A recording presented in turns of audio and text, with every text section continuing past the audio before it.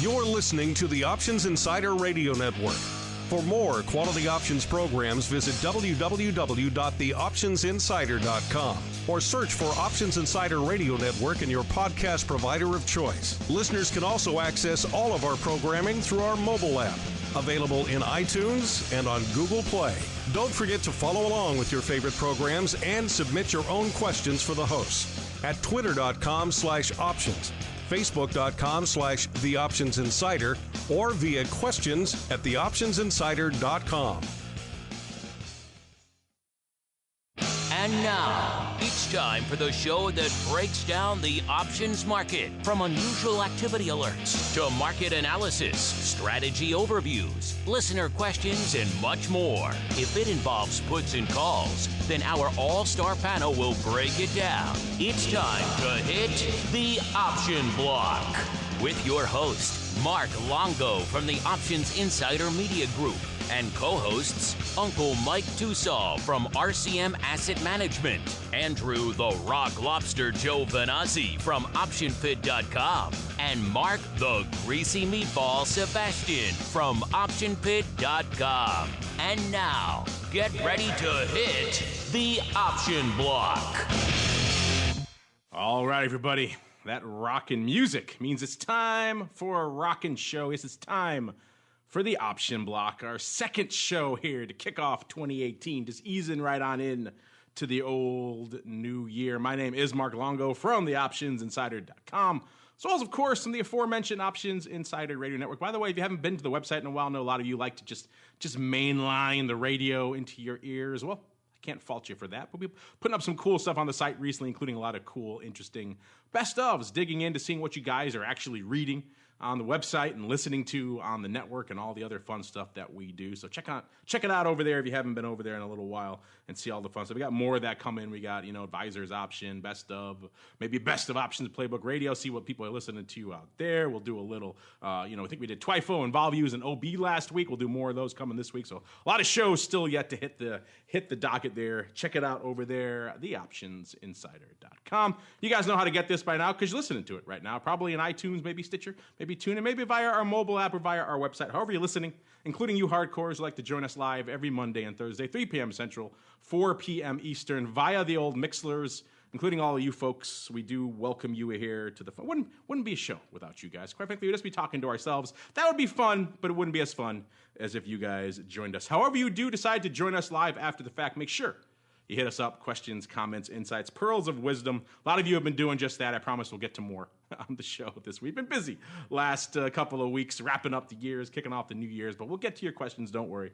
And to help me do just that, let me kick it off. Let me go around the horn in order of proximity to the bomb cyclone. I guess it depends where you're looking because it kind of moved up the coast. So maybe we'll start all the way out there in the southern part, central to southern part of the East Coast. We are joined by you guys. He's a regular on the network, just not on the show. He's the options guy over there at Ally Invest, Mr. Brian Overby. He of the dulcet tones of Options Playbook Radio. Brian, welcome back to the show. And are you surviving the bomb cyclone down there in scenic Charlotte? I'm glad to be back, and I am definitely trying to survive down here. We're trying to stay warm, just like everybody else in the country. And it's always great to come back and be a participant in an option block. I don't get to do it that often, so it's always exciting for me. Yeah, it's fun. And listeners, of course, most of you may know him from his many hits on OPR. But if you haven't been over there, check out that show. It's a fun one. If you like the strategy block segment of this show, you're really going to love Options Playbook Radio. And then continuing on up the path of the bomb cyclone to a place where it just dumped a ton of snow. But they don't really care because it's a frozen tundra anyway. We are joined by the rock lobster himself, Mr. Andrew Giovinazzi from OptionPit.com by way of the snow mecca this year, that is Maine. Mr. Rock Lobster, how you doing? How many feet of snow are you currently burrowed under? A couple, at least. A couple of feet. That is for sure. In some places it's drifting a little higher. So we have snow on top of snow right now, but the ice rink is clear, which is all really anybody cares about. I was going to say, you're living in a winter wonderland when you got to shovel off the ice rink just to make it usable. That's serious business. I actually had to put hay bales up around our luge run because kids went flying out of the run into the trees. So You have a luge run? Are you prepping for the 2030 Olympic Games or something over there? Well, it's just we're on this hillside, and you have to kind of bank it, or the kids will fly off into the water. So we don't want to do that. But the trees stop them, which is good. There you go. If they're going to do luge, they should learn it's pretty much just a pure gravity sport. You're at the whims of gravity. So what better time to learn that now than when they're young and pliable versus when they're older, and breaks will mean a lot more. So there you go. Teach them a lesson now. Launch them into some trees, maybe some frozen water, and they'll learn. Maybe they don't want to luge when they're older. All right, and last but not least, moving back again closer to the Options Insider studios here in scenic and lovely, and probably about 30-odd degrees Chicago, so comparatively balmy. We have to make a stop out there in the suburbs of St. Charles, where we are joined from Skippy's Euros and Lemonade by Uncle Mike Tusa from RCM Wealth Advisors. Uncle Mike, how go the Euros and the Lemonade, sir?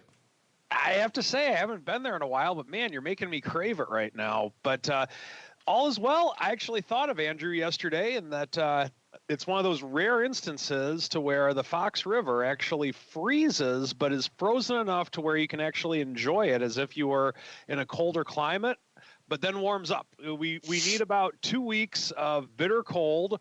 And then usually once the bitter cold is over, when it's actually above zero, everyone kind of comes out and hangs out on the ice. And we had multiple ice rinks all over the river yesterday. We had snowmobiles going up and down it. We had fires going on the river. It was a good old time. But the bad news is it's probably all going to be melted by the time I get home tonight. But nonetheless, it was a fun weekend. There you go. No illusion, but a little bit of winter fun there as well. It's time for us to have some trading fun because it's time for the trading block. It's time to break down the latest topics, trades, and trends in the world of options. It's time for the Trading Block.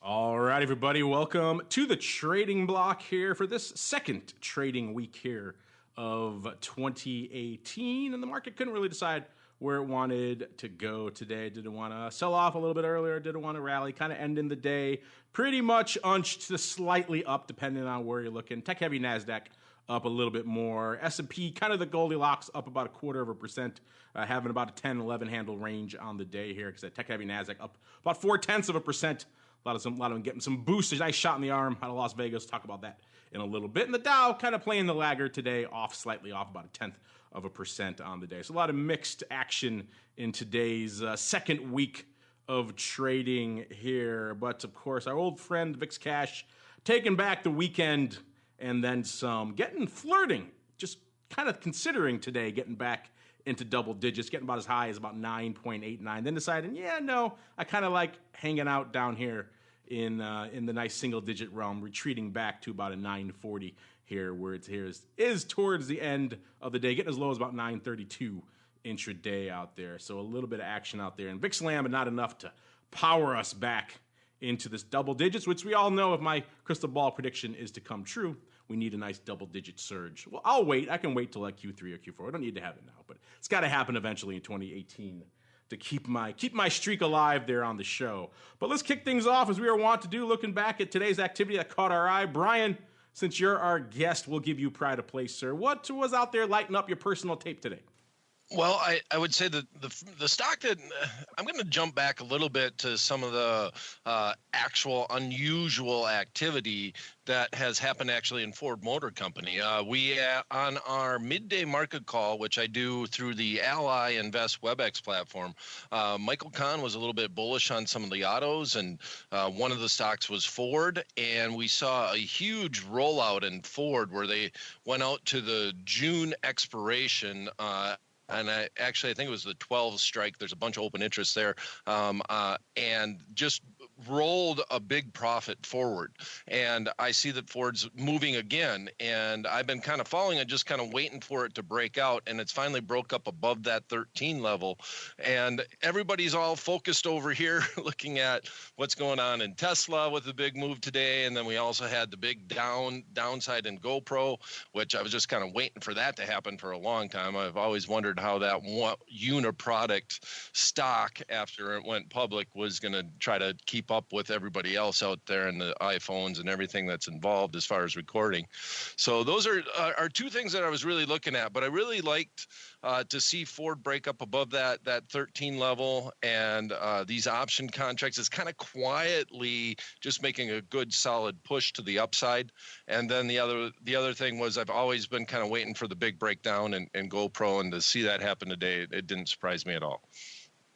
Yeah, it's funny. We used to talk about Ford a lot here on the show. That's kind of been a bit of a quiet player, kind of been range bound in the low teens there for a while there, and hasn't really made it on our radar. Hasn't been a big earnings mover. Haven't seen a lot of big paper, so that rollout is kind of interesting. You mentioned maybe we need to start keeping an eye on Ford, and all these names, all these auto names are starting to get a little bit more juice now that they're talking about electronification of their fleets and China, what's going to happen there and everything else. So starting to get a little bit more interest in some of these names. Maybe Ford will make it back onto our horizon. I know Uncle Mike, you used to be a big proponent, a big watcher of Ford. Are you still watching the autos out there? And what else was catching your eye in today's activity, sir?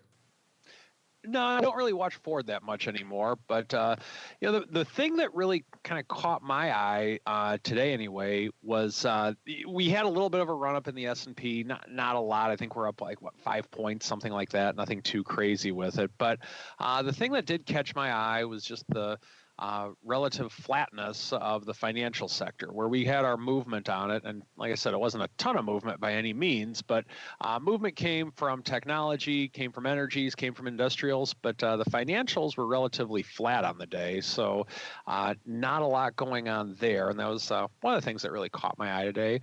Oil continues to stay above 60, 44 cents increase on the day in the crude.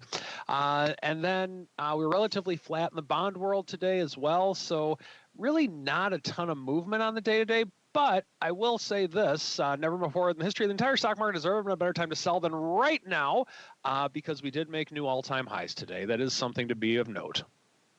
You do love getting that little nugget out there, our resident bull out there. We'll see if Mr. Bomb Cyclone, aka Mr. Luge, can be a little bit of a contrarian, shall we say. Mr. Luge, what caught your eye in today's activity, sir? I would have to say it's hard to be contrarian. I am looking at earnings in 3 weeks, and unless something radically tweets away, I just expect us to rally into earnings and everybody get real gaga all over again, because what the heck? Let's go for 4 cycles in a row. Why stop? So I think with vol where it is and the way the market is moving in general, you could buy really cheap near the money options a month out into earnings and just sit and wait, because they are giving you a lot of favors. Markets in one direction and vol's cheap. So that is a trade. So that's the kind of stuff we talk about in our new vol newsletter that's coming out. And the second part is oil stocks, things oil related. That was dead. I think the vol's coming back in there a little bit. We talked about it last week, I think. At least we did option pit. And they're starting to see some like a little vol flutter, just enough where things are kind of getting off the mat, so to speak. So those are, every time you have a pretty good up year, you look for the industries that the market forgot. Obviously, financials had a huge year last year. Technology had a huge year last year. And now, are we going to catch up with all these minerals and all this stuff, oil and all the stuff that commodities that make things kind of move around a little bit? So we've had a huge rally in them. The last month, I think they're the best performers, if I'm not mistaken. And I'm just seeing if that little trend decides to continue. Lots of trends continuing or sometimes reversing in today's activity as well. A lot of the big names you like to watch popping off, including a name I mentioned several times on the show last week, Nvidia. They're notorious for having big moves around the Consumer Electronics Show. I think their big bull run really kicked off 2 years ago at CES. People started collectively waking up to, wait a minute, all these new handsets coming out there, they all have Nvidia chips, and bam, stock off to the races. Well, they're continuing that love affair with CES today and with the investing public, because announcing today that the chips are going to be powering a lot of the new wave of autonomous and electric vehicles out there, including, I believe, a lot of Uber's autonomous, semi-autonomous fleet going to be powered, at least in part, by Nvidia chips. That's enough to send the stock up over 3% today, doing a lot of action out there. I think the average is about 143,000 contracts a day. Today doing nearly 280,000, nearly 2x that. So pretty active, about 2-to-1 calls over puts out there in Nvidia. So all of you have been saying, when's the Nvidia bull run going to come to an end? Not this week, at least. The stock's also up about 25 handles since last week when we were mentioning it earlier on the show, saying, hey, maybe we want to keep an eye on this name going into CES because it tends to move. And sure enough, it followed suit as well. Yeah, Nvidia, the Bitcoin of 2018. We shall see. Also, Brian alluded to Tesla getting a bit of a boost as well. Tesla, the narrative with Tesla, it's kind of, every day it changes depending on the press release they put out last week. Of course, they're getting hit. They got to delay their ramp up of Model 3 production. Today they're rallying because some analysts saying, they're boosting the Model 3 productions up to 1,000 cars a week or something like that. So the narrative changes day by day, minute by minute, kind of like Bitcoin. Brian, are either of these two names lighting it up over there at Ally today, either Nvidia or Tesla? And are these two names that are kind of hot with your active options community over there? Well, yes. Tesla is always hot. It's always one of our leading stocks as far as complete volume in the options world, just because it does something. As he said, you don't always know which way it's going to go. Now, on the Nvidia side, that's not one of our more popular underlyings, but obviously when you start getting some volume and some news, it usually brings volume into the options market. But Tesla has been a stock that's been rocking and rolling ever since they came out and kind of announced their focus on the trucking industry and trying to build the vans that can actually drive themselves and get more into the delivery. We've seen a lot of activity, but then again, the stock has been pushed down ever since that. But today, we had a lot of volume. It was one of our leading stocks actually that traded today inside the Ally Invest platform. Mr. Rock Lobster, your hardcores over there in the pit chat, were they slinging a lot of Tesla? I know they like Nvidia. Were they slinging that one today? You know what? Everybody likes Nvidia. They're skeptical of Tesla. I mean, it seems like they ride the next big thing they're going to produce. Okay, well, we're producing these, and now we're going to do this. And then a year later, now we're going to do this. And I guess it grows and it raises more capital. And we've talked about his story before, but Nvidia is the thing that really seems to have this kind of the dollar growth too, like the earnings growth, the money. Tesla has the story, but Nvidia just does the boring stuff of just making all these chips that everybody puts in all their stuff. So apparently that boring stuff is a good business because it's done almost as well as Bitcoin in the last couple of years. It's not saying something for a semiconductor stock. Yeah, it is. It is in many ways the Bitcoin of 2017 and 2016, and perhaps if this week continues and then this year plays out more like this week did, then it'll continue so into 2018.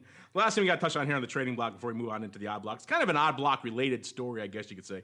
A lot of people hitting us up about this Intel CEO. I used to trade Intel, obviously, make markets out there back in the day, and people just they see this story and it doesn't smell right to them. Of course, Intel making headlines, getting crushed recently, just the beginning of the year when they announced this ridiculous, massive flaw that pretty much affects most of their chips for the last 20 years. Also ARM and some others are in there as well, not just Intel. But still, it's worthy to note Intel is the majority of those.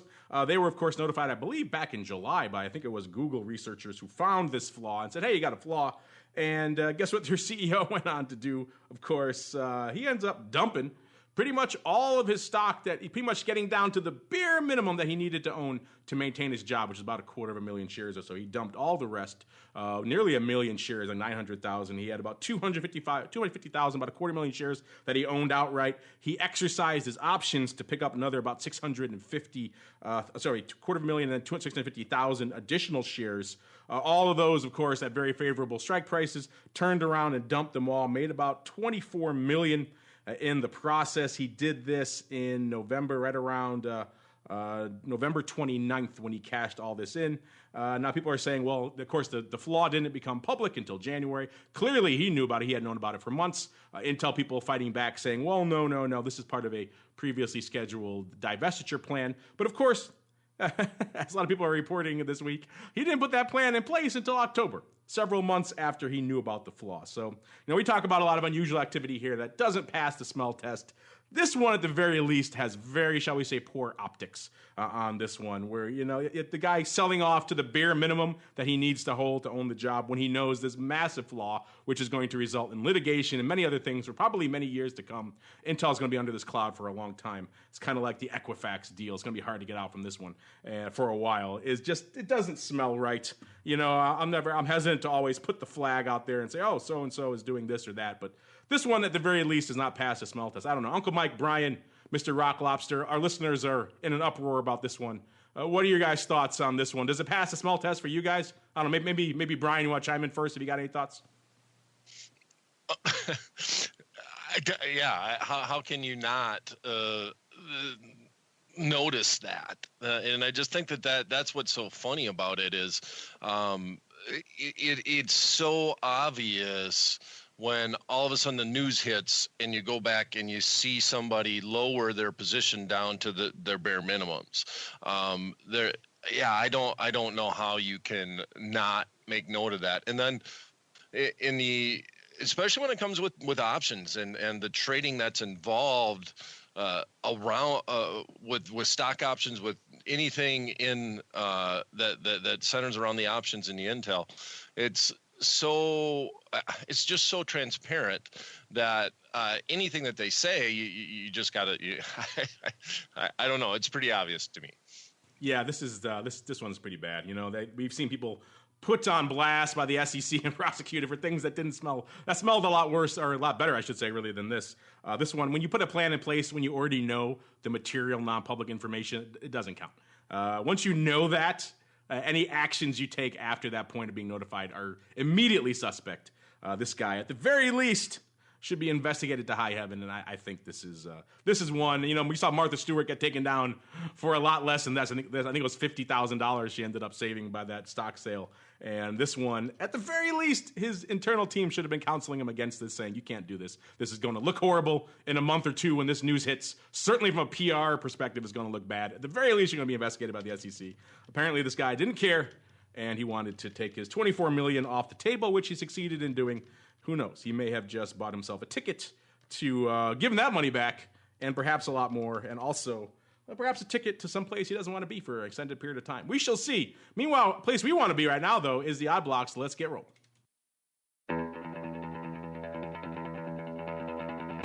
It's time to break down the most interesting, unusual, and downright questionable options activity that's been identified by theoptionsinsider.com. It's time for the Odd Block.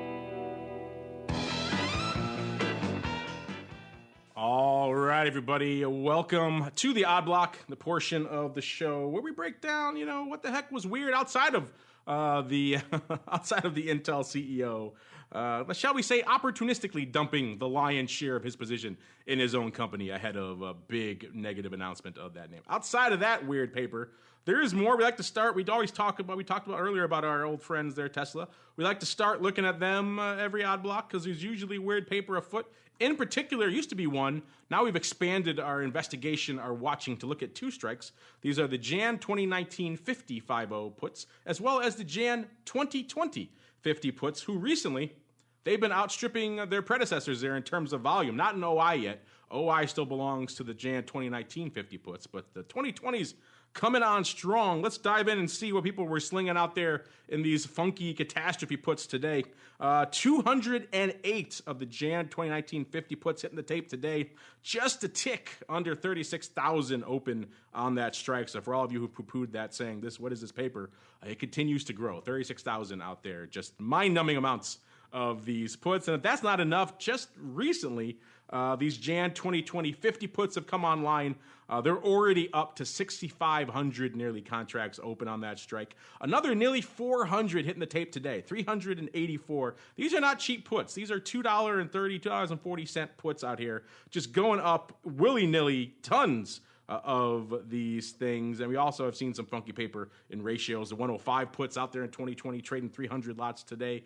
So these are far out of the money, longer term puts. The whole kind of strip of them is just getting more and more active of late. And the paper, I mean, there's nearly 20,000 open now of the Jan 2019 par puts, for example. I haven't done the search yet, but I'm guessing that's probably in the top 10 of open interest positions out there as well. So the amount of paper piling into these strikes is starting to get a little interesting. I don't know, Mr. Rock Lobster, any thoughts on these puts, as well as any thoughts on what our friend was up to over there in Intel? Oh, my Intel thought is he filed it after Intel just had the big rally in the low 40s. So, I mean, yes, he probably planned it and he knew this was going on, but I don't know if the stock's a whole lot higher than it was when he filed. Actually, I think the stock was lower at the time. So, I mean, you know, a CEO will never accuse a CEO of being a really good guy and filing the stuff at the right time, I think. They never seem to win on anything like that. As far as Tesla goes, all these puts continue to perplex us, I think. So to be honest, I hope they, just because I'd like to see Tesla make it for a variety of other reasons. But it's almost like there's a narrative of their own, or there's some, tinfoil hat guys at Zero Hedge, that are the quote unquote zero in on these puts and stuff like that. So this is always, we look at them, but the open interest keeps growing.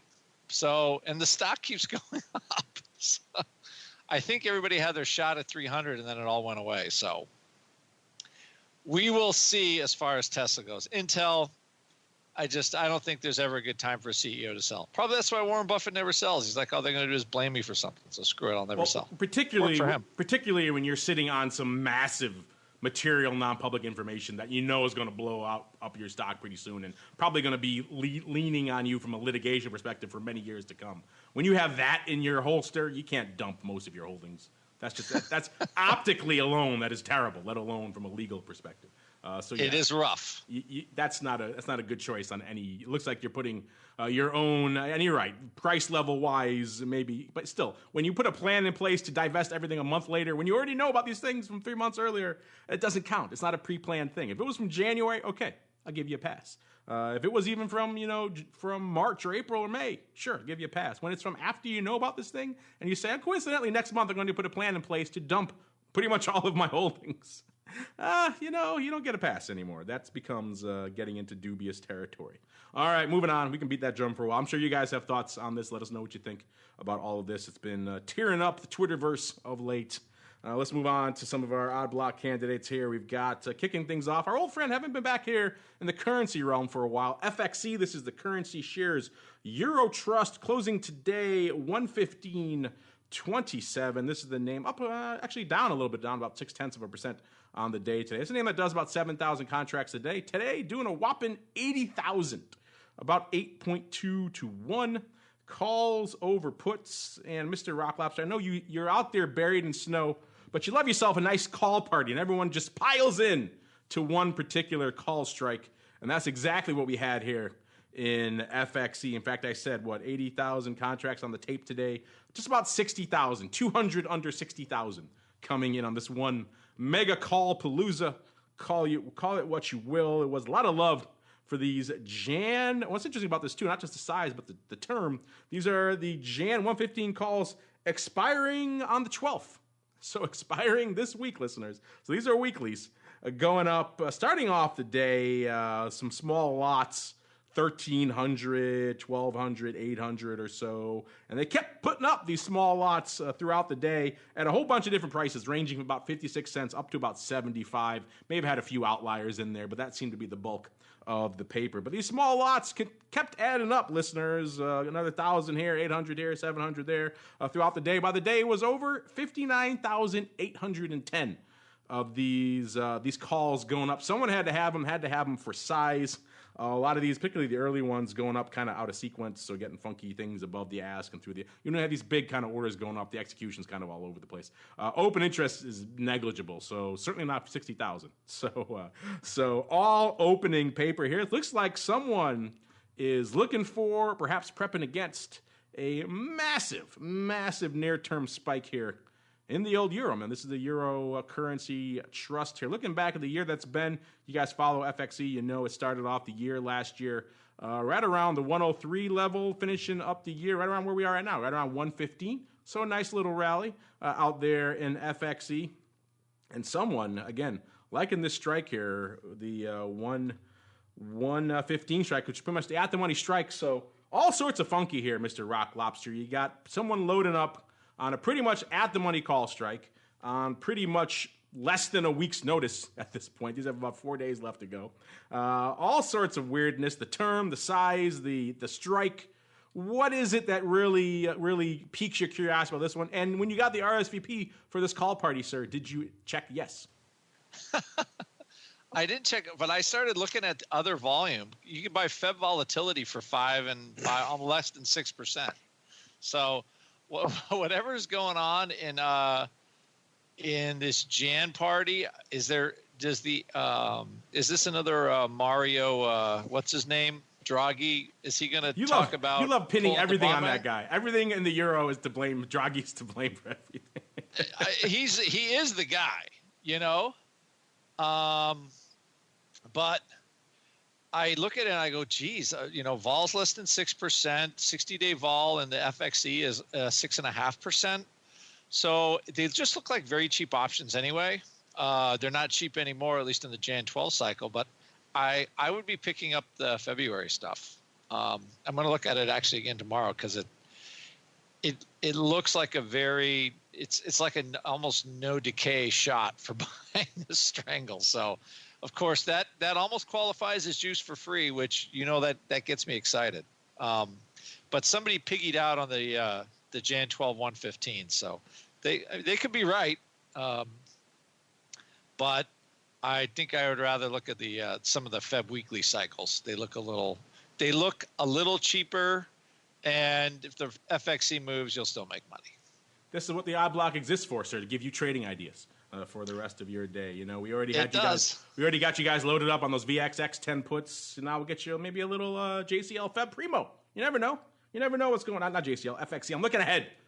Spoiler alerts, listeners. Next one up on the old odd doc is Joe. Before we go that though, we got some comments coming in here from down in the old bomb cyclone beginning regions. Mr. Overby, what's cooking over there? And is FXE one of these names that's on your radar over there at Ally? Definitely. Well, obviously that trade is interesting, but what I always find interesting though is exactly what we were just talking about here. If this person is that intelligent to buy, they know that something's going on, why are they going in the money short term when vol premium is so cheap just to go out a month just in case it takes a month? Like I just you chase the money a lot of times in the odd lots, but then you sometimes just scratch your head, well, this person's spending that much capital to buy that short-term option. Well, in theory, if you really think it's going to go, why aren't you buying some out of the monies? And I don't quite understand that, because you're talking about the 1550s are trading for 25 cents versus they paid as much as 75 cents from what I can see from our time and tape here over at Ally. So I like to see this type of trade. You obviously wondering what's going on in the trader's head, but specifically when you see something where it just it doesn't make sense to me why you're paying for such little time premium when you can just go out even another week or two and basically pay nothing for those option contracts. Like I'm confused by that whole thing as far as the FXE is concerned in this trade today. We get confused often here on the odd block. That's why we call it the odd block, Brian. And one of the main takeaways you can always take away from the odd block is that size money and smart money are not always the same thing. Sometimes they are indeed mutually exclusive. And you're right, there are easier, cheaper, perhaps ways to do it, and buy yourself a little more time if it is as cheap as it looks. I mean, that's one of the things that really caught our eye, not just the size, but just the duration of this one. Very rarely do we see someone piling in to 60,000 calls that have less than a week to go.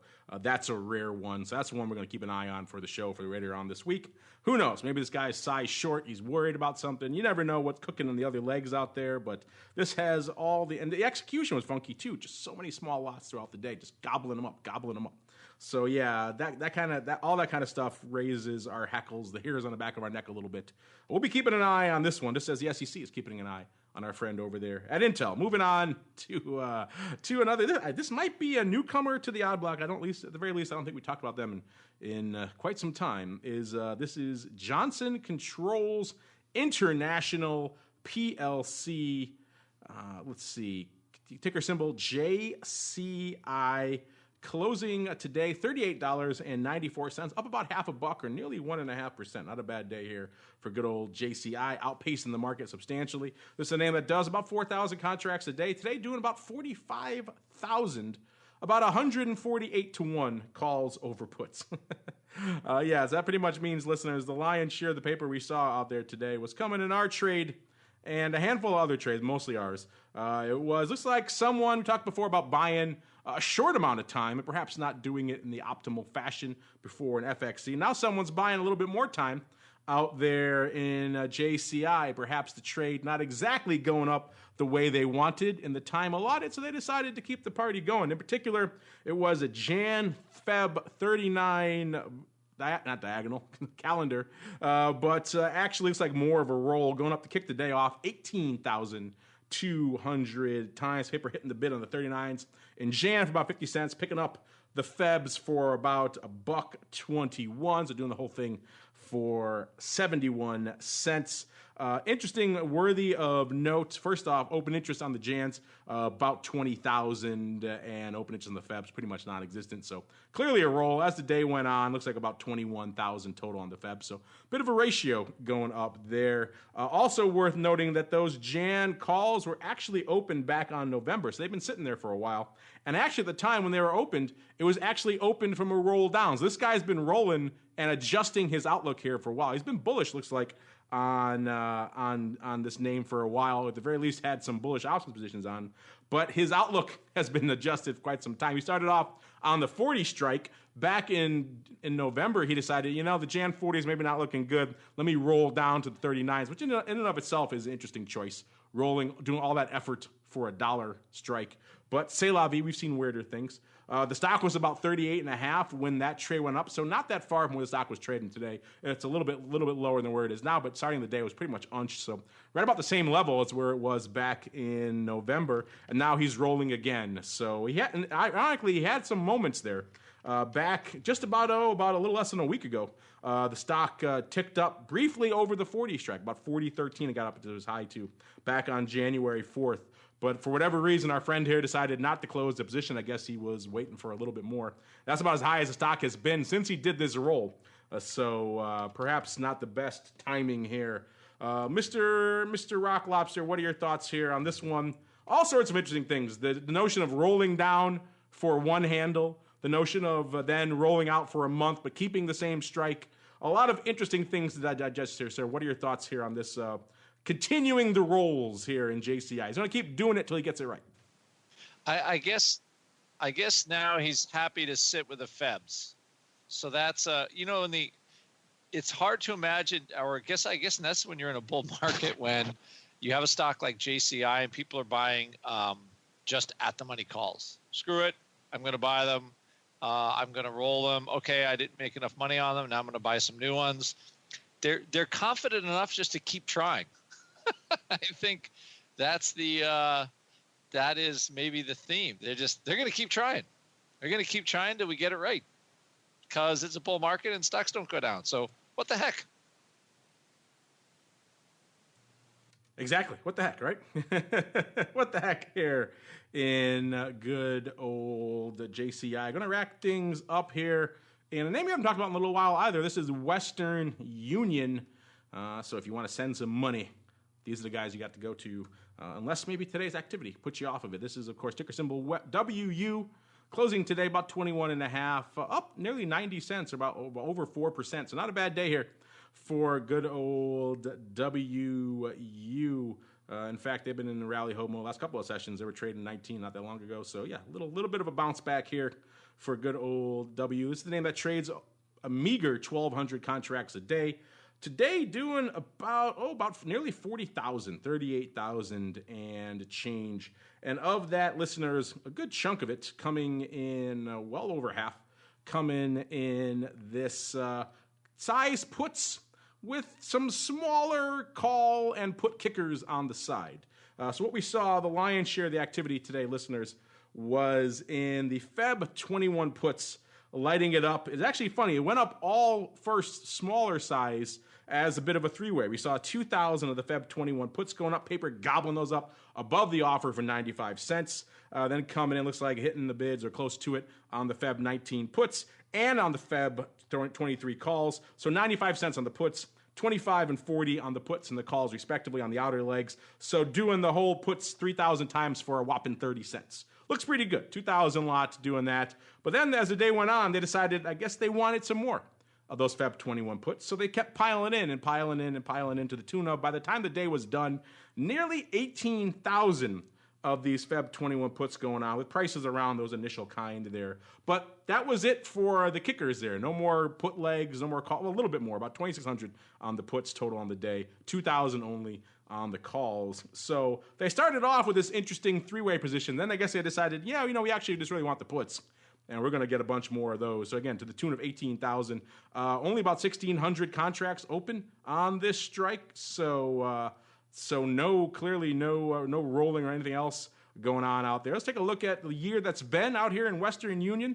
And looking back on year over year, it's kind of been a bit of a dead year for Western Union, kind of dead money. They started off the year last year actually higher, 22.5 or so, then kind of hit a bit of a rut for most of the year where they were dipping down as low as 18.5 or so intra-year. And then finally in the last few weeks, they were still in that 18.5 range. Just in the last, I guess, week or so, really, like I mentioned, had a nice little uptick here, getting them back to pretty much unched on the year. So if you've been sitting in WU for the whole year, unless you've been range trading back and forth, it's kind of been dead money.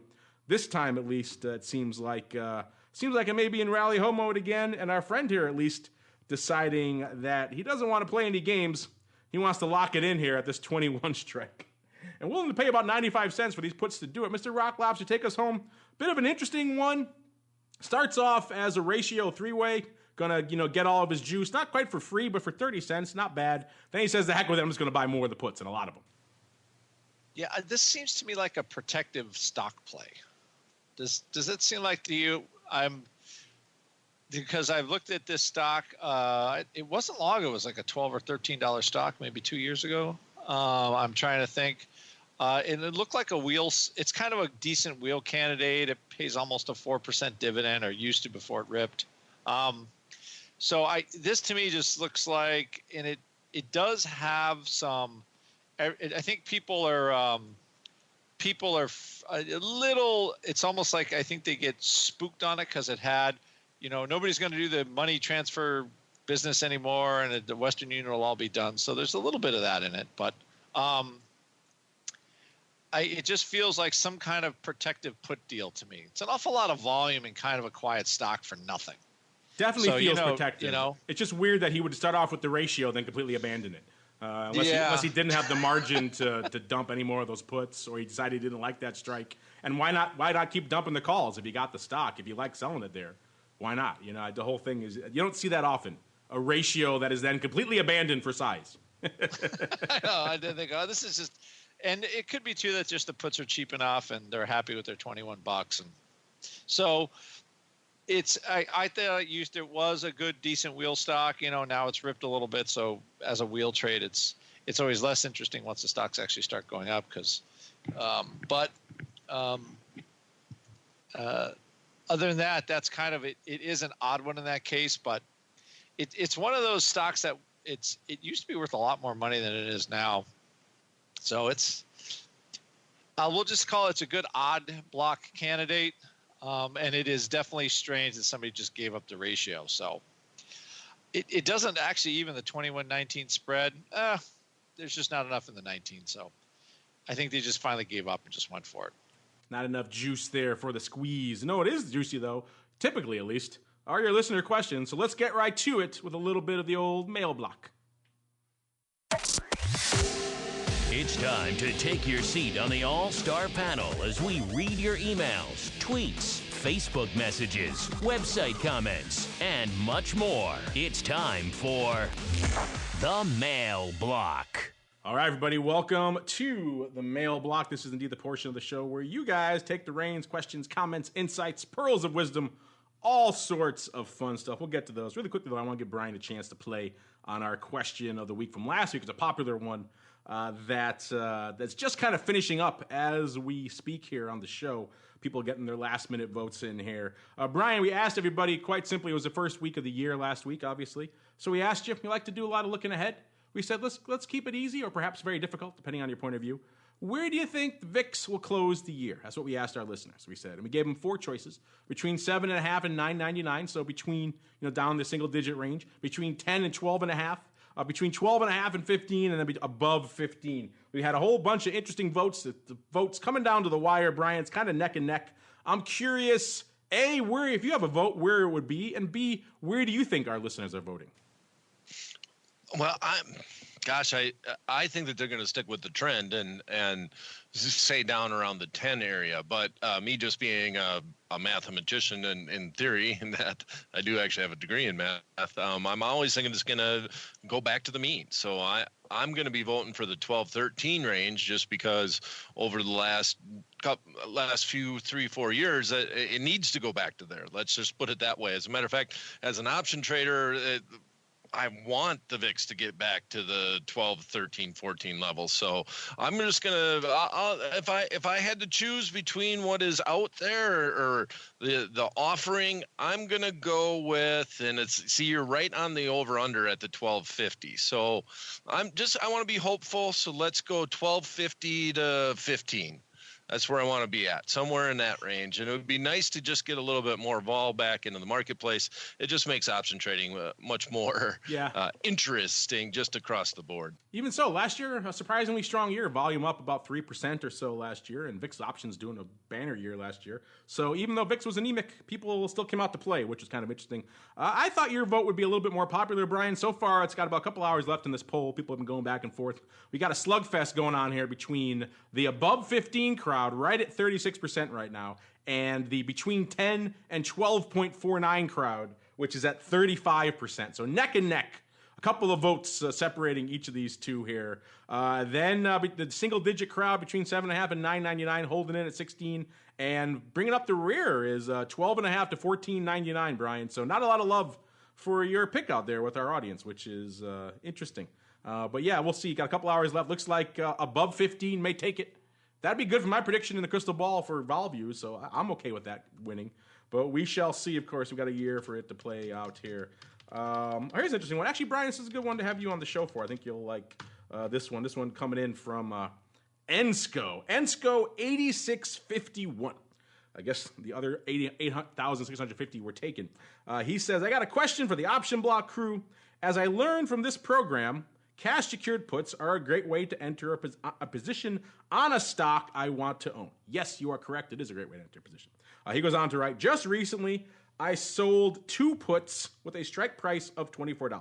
At expiration, the stock was at $23.95, so of course, a nickel in the money, listeners. So he goes on to write, so I anticipated getting 200 shares assigned to me, but instead I only received 100.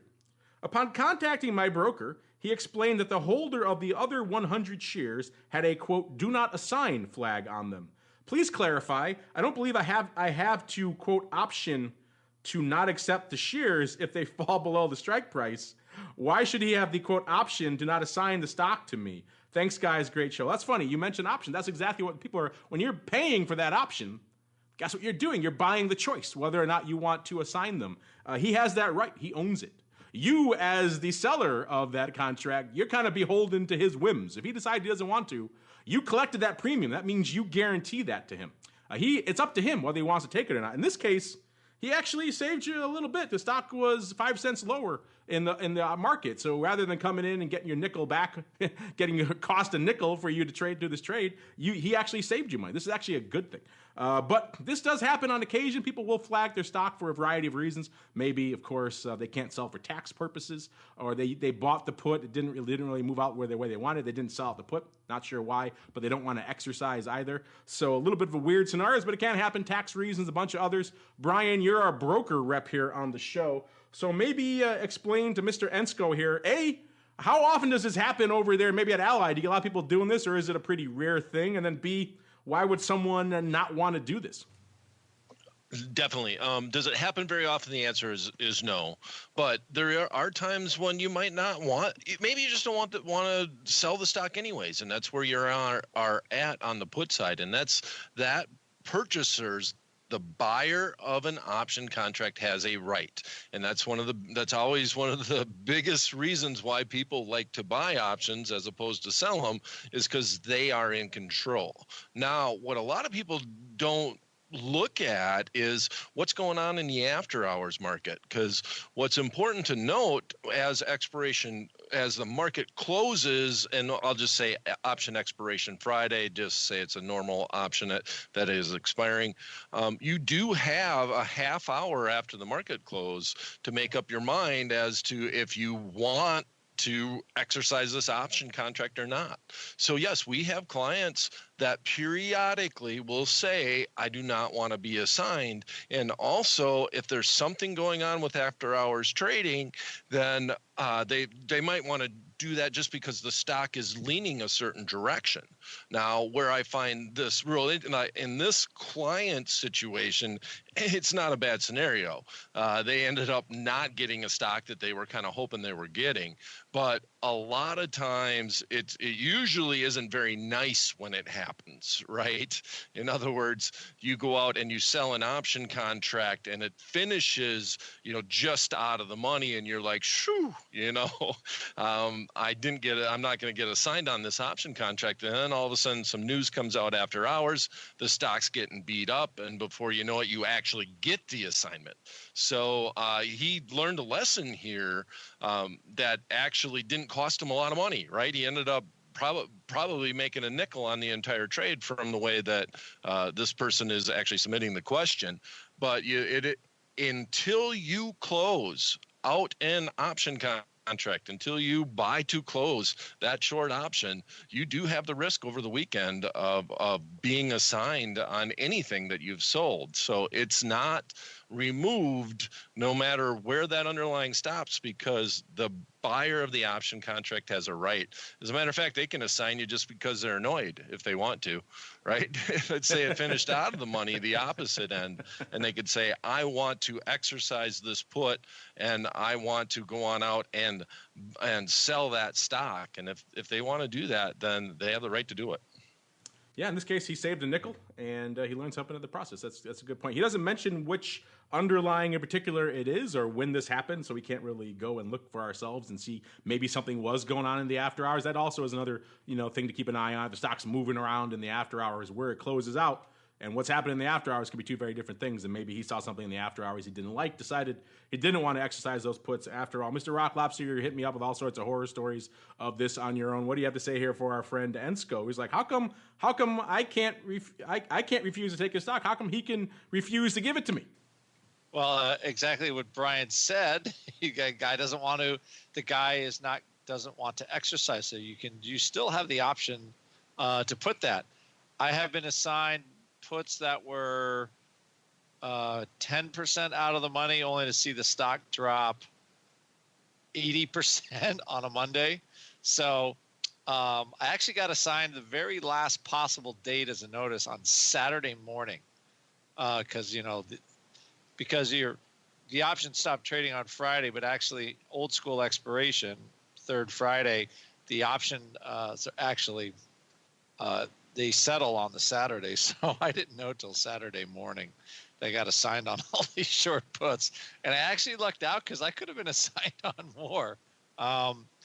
It was in a biotech at the time, so the stock I think was trading 17. I got assigned the 12 puts, and it opened $5. something like that. So there you go. It was not a great day. However, so you have to be, and that's how I tell our clients, if you want to get out, close your option contracts, because the serial Friday contracts, people can put an exercise by exception notice until Saturday. And unless that rule has changed and I missed it, expiration of those contracts are on Saturday, not Friday. Yeah, this is why we tell people all the time, close these things out. This is an example of quite literal pin risk. When things settle out around the strike, things get a little funky, and things like this could happen, and maybe things that happen as a result of your position that you weren't planning. So if you don't want this to happen, in this case, it worked out for him. He made a nickel. But if you don't want this to happen to you in a negative fashion, like the rock lobster, then maybe if you get these things close to expiration, we said it before many times, we'll say it again, just close it out. Take your nickel off the table, whatever the kid. These probably sound like they didn't go below a nickel, so close them out at a nickel. Most brokers let you do that for free. And then just don't bother with this headache. Don't expose yourselves to this. You don't have to. There's a way around it, and it's called closing it out. And speaking of closing things out, we got one more segment before we close things up here. It's called Around the Block. It's time to tell you what we'll be watching on our trading screens until the next episode. It's time for Around the Block. All right, everybody, welcome to Around the Block, the portion of the show we tell you what we're watching. And let's reach out to St. Charles, see if we can wake up Uncle Mike. I think he's taking a little bit of a nap over there. Uncle Mike, sir, what do you got on your radar for this week? We're starting to get close to earnings again. Not quite the big stuff yet, but we're getting on the horizon. So what's on your eye for the rest of this week, sir? Well, for the rest of this week, just watching the markets in general, watching to see any numbers that we have. I think on the Thursday show we had talked about if we can maintain going over some various numbers, and we no doubt we have. So now the next number for the S&P, we're looking at 2,800. S&P SPX hitting 2,800 by the end of the week would not be out of the question with the way the bulls have been in control thus far this year. Other thing to make note of is that we have had an update every day for 2018 in the S&P. So this is a bold prediction I'm going to make. We will have a down day at least once in 2018. That is my bold prediction for the day. Madness. Almost happened today, sir. You almost got it out of the way today, then they decided against it. So maybe you got to wait till at least till tomorrow to get your down day out of the way for 2018. Mr. Overby, same question for you, sir. What is on your radar here for the rest of the week as you prepare for the big Options Playbook Radio later this week, sir? Well, I think I'm just going to lean on what was said last week in Options Playbook Radio. Was looking at the chart in Freeport McMoran FCX, really made a big run up. Not that I'm really bearish on the industry, it's just more so in the short term. They got earnings that's coming out soon, kind of looking for a little bit of a move to the downside. The fact, it's just really overdone on the compared to the 200-day, 20-day, 50-day, pick any of the moving averages. It's just blowing it out of the water. So I just think it's a little bit of time for a pullback. They're heading into earnings. Actually looked at a couple of diagonal spreads where I'm buying the back month that contains earnings, selling some stuff in the front month.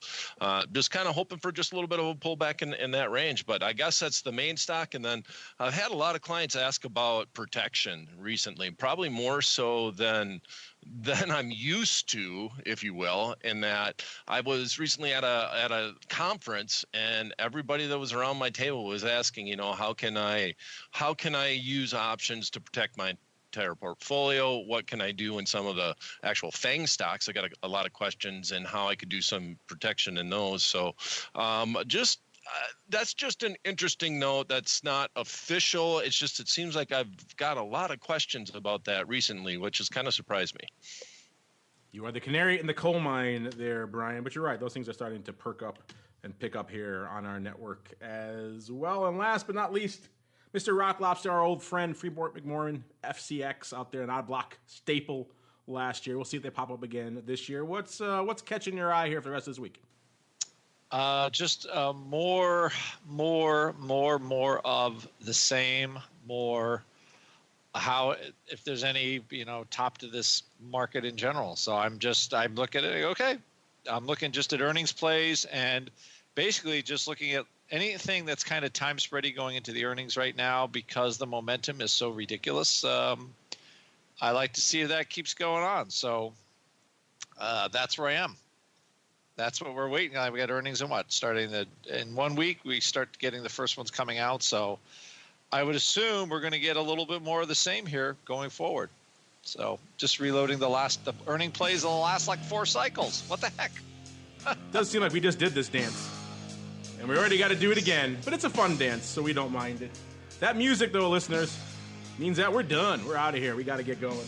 Before we go, let's go back around the horn one last time. Let's start with you. Let's go back in reverse order. Mr. Rock Lobster, you guys are putting up all sorts of cool things and newsletters and funds and things. What's cooking in the land of the pit, sir? This is the year we're really launching all kinds of stuff. We have the VIX Made Easy, my webinar series I did on understanding the VIX and VIX futures. Our best-selling thing by far that we've ever put out. It's priced right, and people actually learn something, so it's been really popular. You can just go to our website, order that. Our fund's coming out with our second fund. You'll hear more about that. And my newsletter comes out in a couple weeks for people that are interested in just volatility trades or understanding how to just pure vol. It will all be actionable volatility ideas, and that will be in a couple weeks. I think it'll be around $47 a month. So I think it's priced right, and we've already been slow rolling it out in Option Pit, and people like it. So what the heck? We'll offer it to everybody else. That's their tagline over there at Option Pit. Option Pit. What the heck? Check them out, optionpit.com. What the heck? Why not? All right, and Mr. Overby, people, if they're not listening to Options Playbook Radio, we know they are. If they're not listening, they got to check it out. That said, people already know about that show, Mr. Overby. So what else is cooking over there in the land of Ally Invest? Well, I guess I'd like to point out, just check out allyinvest.webex.com. We have a lot of free information available via our webinars. Myself, Dan Sheridan, Michael Kahn, Barron's columnist, chartist. So definitely go on out and check us out over there. That's probably the easiest way to get a hold of us. And then obviously we got earnings coming, so that makes Options Playbook, my job at Options Playbook Radio, kind of easy. There's always something interesting that we can talk about and an interesting strategy we can put on. Check them out, Ally Invest, to learn more. I'll have to bring you back on soon, Brian. We got a whole bunch of listener questions about brokerage platforms and stuff here as well. Always fun to have a broker guy to chime in on those as well. So we'll have to see about rotating you back here into the Option Block All-Star panel. And last but not least, Mr. Uncle Mike Serp. I was thinking, maybe I want to trade a little bit of skew in the new year, or perhaps I just want to kick out all ticket charges to the curb here in 2018. Where should I go? What should I do, sir? Oh, by all means, contact me. If you're looking for a financial advisor that's not afraid of trading options in a lower volatility environment, when most financial advisors are afraid of trading options in general, feel free to contact me, 312-212-3531, or shoot me an email at mtosaw@rcmfs.com. You know him, you love him, Uncle Mike. Call him up, hit him up, take advantage of the fun. Take advantage of those no ticket charges. It's kind of handy when you're doing some stuff. And on behalf of Uncle Mike and Mr. Overby and, of course, the Rock Lobster and indeed myself, I want to thank all of you out there in the listening audience for doing all the fun stuff that you do, for downloading, streaming, subscribing, sending in the questions. Keep it up. We love interacting with you guys. It really is quite literally the reason we do this show. And we'll see you back on Thursday for more of the Option Block.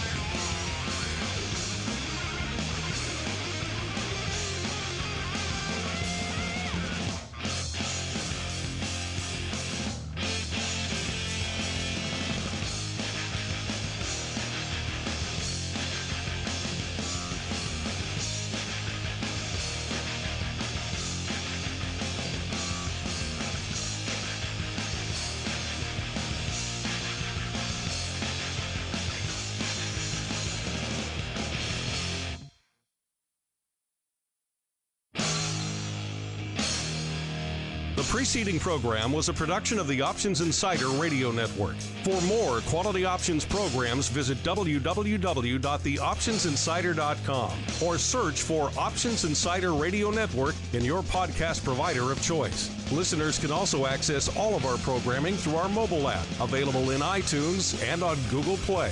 Don't forget to follow along with your favorite programs and submit your own questions for the hosts at twitter.com/options, facebook.com/theoptionsinsider, or via questions@theoptionsinsider.com.